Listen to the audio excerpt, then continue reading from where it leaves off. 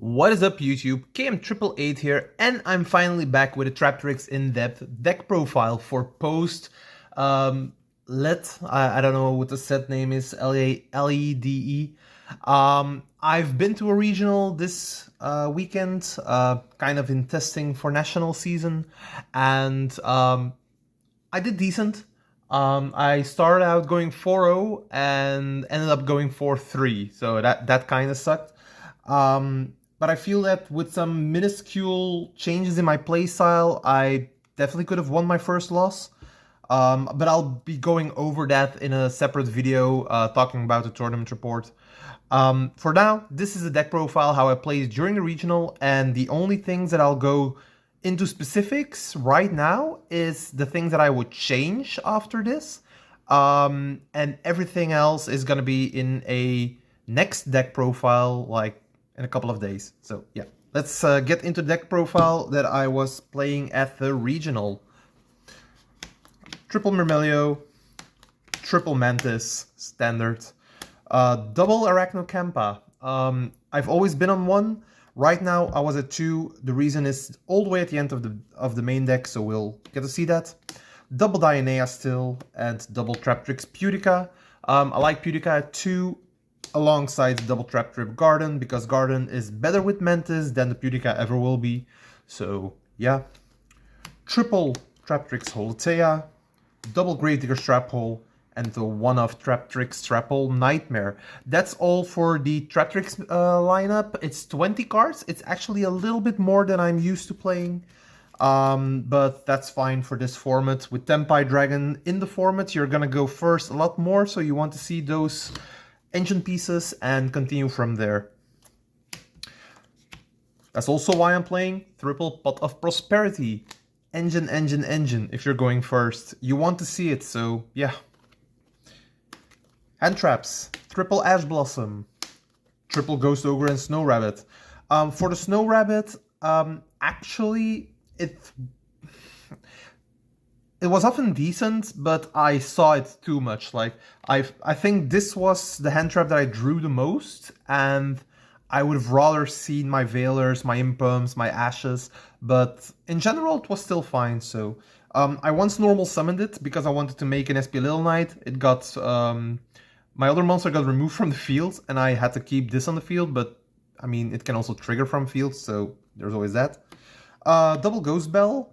Still a really good card, and it works in the Tempai matchup if they don't have the level 10 synchro in the battle phase. So yeah. Triple Effect Veiler, triple Infinite Impermanence. You still need them for the Snake Eye matchup. Like, these cards are the best to open, so. And then the final 3 slots to make it a 40 card deck. These were the cards why I'm playing 2 Arachnocampa. I figured in the tournament I'm going to see a hell of a lot of Tempai because the deck's cheap. I'm in Belgium, so it's Europe, no YCSs. People aren't going to be playing Snake Eye. They've sold their decks to get the money back, so I was thinking Tempai is going to be a lot there. I know my my region, so I was thinking branded a lot. So I was going for a meta pick basically, and I was main decking 2 Grave of the Super Ancient Organisms, and 1 there can be only 1. Now hear me out. These cards, like the TC Boo was amazing. Every time I drew it, it was good.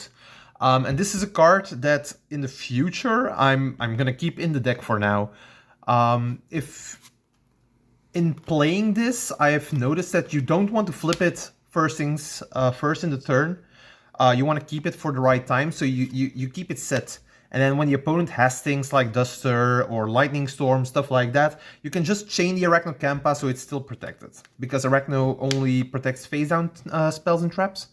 And the same can be said about the Grave of Super Ancient Organisms. The thought process was having this against Tempai is like game-changing, and if you set it, they use Lightning Storm, you have the Arachnocampa to protect it, and then when they try to go in Synchro Summon, right before that, you go into the grave and their play practically ends. That was the thought process. And against Branded, this is just like GG overall.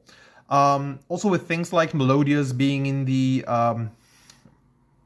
like Melodious roaming around a bit. You bell kinda you can stop some effects with the Great Super Ancient Organism, which is fine. Horus package. I was thinking combo decks maybe to try to end on Colossus, stuff like that. You can just slap this in. So I was thinking this is gonna be really nice, and I think I only saw it twice during the entire tournament, but it also didn't matter because I didn't see Tempai. 7 rounds, 7 different decks, and no Tempai, which was crazy. So in general, I would move these to the side. I would go triple Great Super Ancient Organism in the side, basically, and I would change these 2 up for 2 main deck Parallel Exceeds this format. Of course, if you're in a locals or a regional level where you will see a lot of Snake Eye, I probably wouldn't main deck the Parallel Exceeds. Then I would probably go for Phantasmace instead. So that's the thing that I'm giving away already. If you think there's gonna be a lot of Snake Eye, there's gonna be a lot of fire decks, don't play these. Play 2 Phantasmace instead, because the Phantasmace will get you into your other hand traps, and it will sort of like fix your hands if you're going second, and that's really important. For me, because I don't expect a lot of Snake Eyes anymore in my region, I'm going to swap this out for 2 Parallel Exceeds in the main deck, and that's actually going to be amazing, I think. So yeah, but about this, the TC Boo, amazing. A lot of decks in the format cannot play around it at the moment. The Tempai dragons, they are all dragons, so to out this, they have to normal summon one of their hand traps and special summon one of the dragons with their effects, and then they can try and out this. But I mean, you're playing so many negates, you can just out that card then. So yeah, they aren't getting rid of that. That was a main deck, 40 cards. I thought it would be like I needed it to be 40 this time, because you have to see the cards in the deck that you want at all costs. So that's why 40 with 3 prosperities, it just seemed the right choice at that point. And it was. I did really well. Triple Traptrix Serra, SP Little Knight, Traptrix Oedipus, and I was playing the Ragnar Raika Stack Sovereign. Now, this card, in my head, I was thinking like, oh, it's an insect, I can make it under Ragnar Kampa. It's strong, so I can push for game, and if I don't, if it goes to the graveyard later, I can special summon it again. I only made it once during the entire tournament, and I don't even think it was important, because I was kind of in control of that game anyway. So I'm going to swap this out, but I don't know for what yet. So that's something that I have to think about, but as soon as I do know, I'll let you guys know in another video, of course. So yeah, that's it for the links already. 1 Rafflesia, Pinguicula, and Time Thief Redoer. These cards were amazing as always. I decided to run Baguska, the Terribly Tired Tapir.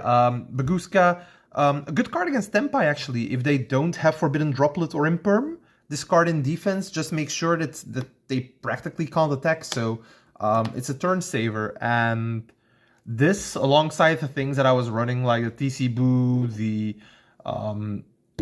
the fact that Myrmelio can pop their field spell as well, stuff like that, you can actually out their board pretty easily. So yeah, that was always a thing, and I loved the Baguska. Typhon, still think Typhon is needed. One game I lost, actually, because I used the Prosperity, banish this face down, against a deck that I thought wouldn't be running a lot of extra deck monsters, and they actually Zeused me with 5 materials under the Zeus. I would have been able to make this, and then the Zeus would have been offline, and I would have been in the driver's seat. But sadly, I banished this with Prosperity, and yeah, there's that. But yeah, Typhon's still a really good card. You definitely need it.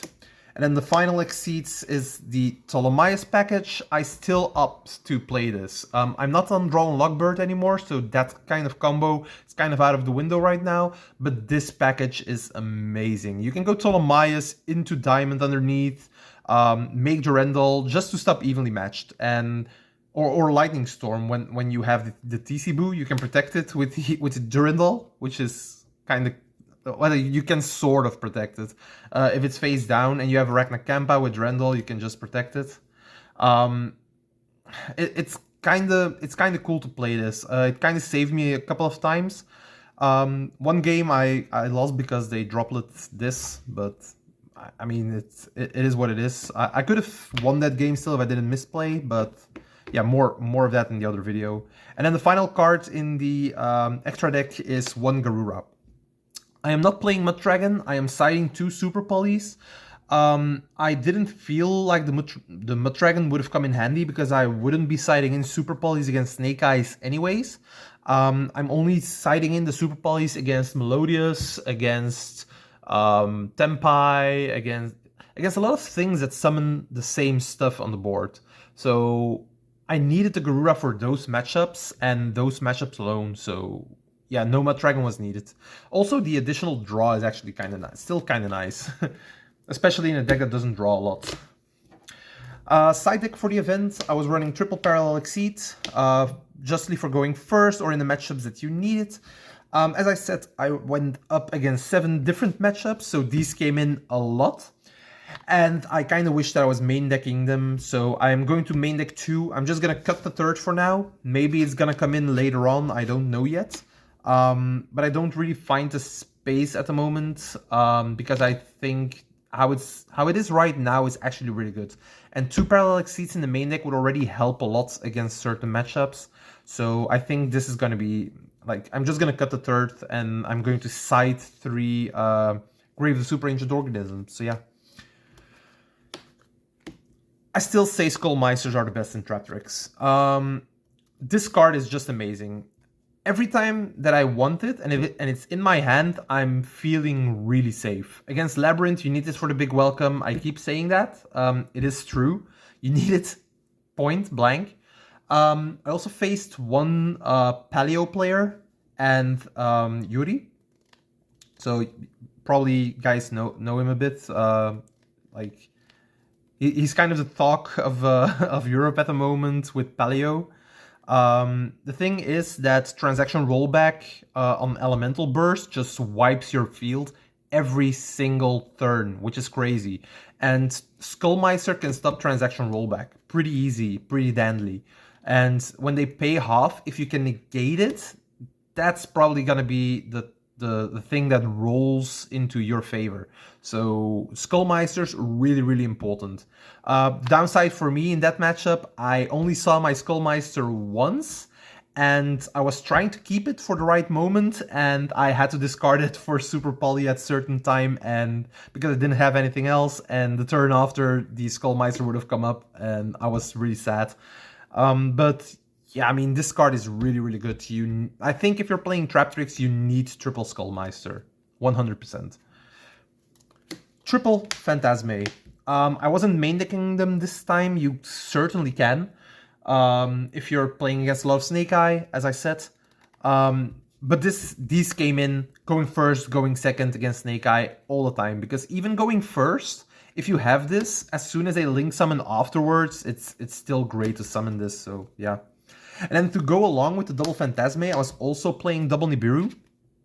The thought process a bit was, as soon as they link summon and I go Phantasme, if I happen to draw Nibiru, it's an additional out. Nibiru is actually kind of solid against the Snake Eye board now, especially if you have some other hand traps. I'm also playing Veiler, Imperm, and Ghost Ogre, which are outs for Appaloosa. So if you have Nibiru plus any of the other 3, you can just blow out their board that way. So yeah. And then the final 4 cards are double Super Poly and double Cosmic Cyclone. As I said before, the Super Polys, they came in handy against the matchups that I needed them. Every time I drew it, card was good. Cosmic Cyclones, I sided them in a couple of times, and I think I only saw it 2 or 3 times, I think. But the card was decent. It's definitely what I wanted at that point, so I wouldn't change this. So the side deck was actually really solid. The only thing I would change are the Parallel Exceeds for the Graves. Of course, if you're playing a lot of Snake Eye, you want to put in the Phantasme, so you switch out the Phantasmes for the Graves. So that's basically the only change. They also don't conflict. Like Phantasme and Grave don't conflict in the sense that Grave only prevents activations from special summoned monsters on the field. So that means that Phantasme is going to trigger in hand, you're going to special summon it, and you still get to draw because that activated in the hand. So it doesn't conflict with the Grave Super Ancient Organism at all. That was it for the deck profile. I hope you guys liked it. Another video is going to come up right after with my tournament experience, and then I'm probably going to do some more videos soon. Next week I have a week off from work, so I can finally rest a bit, and I'll probably make some more videos then. It's been a hectic couple of weeks right now. Kind of a disclosure, I got a promotion, but I have to change where I work, so I have to transfer somewhere for the promotion, and it's been kind of hectic for me. There's just a little bit of why I'm not posting that much right now. But in general, like I'm gonna have a week off soon, so I'm gonna be posting a bit more again. Hope you guys appreciate that still, and yeah, I'll see you guys in the next one. So definitely definitely try this out. It's weird how much it does for this deck. So yeah, see ya.